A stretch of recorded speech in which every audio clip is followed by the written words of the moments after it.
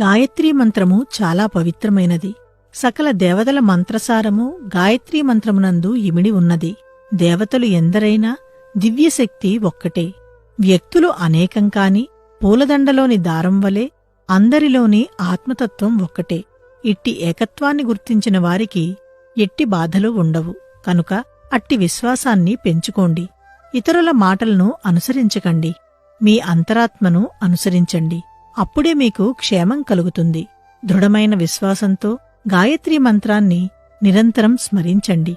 ఈ మంత్రాన్ని కేవలం ఉదయం, మధ్యాహ్నం, సాయంత్రం మాత్రమే కాక అన్ని వేళలయందు స్మరించండి. ఉదయం, మధ్యాహ్నం, సాయంత్రం అనేవి మీకు ఉన్నాయిగాని భగవంతునికి లేవు. భగవంతుడు కాలాతీతుడు. అలాంటి భగవంతుణ్ణి స్మరించటానికి ఒక కాలపరిమితిని నిర్ణయించుకోవటమెందుకు?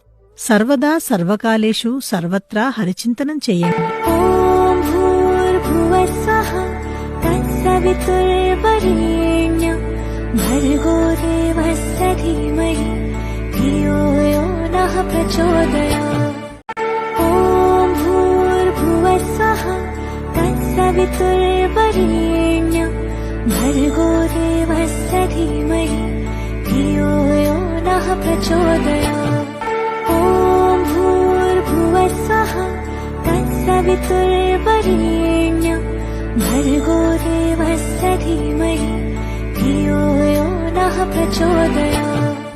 ఓం భూర్భువస్సః తత్సవితుర్వరేణ్యం భర్గో దేవస్య ధీమహి ధియో యో నః ప్రచోదయాత్. ఓం భూర్భువస్సః తత్సవితుర్వరేణ్యం భర్గో దేవస్య ధీమహి ధియో యో నః ప్రచోదయాత్.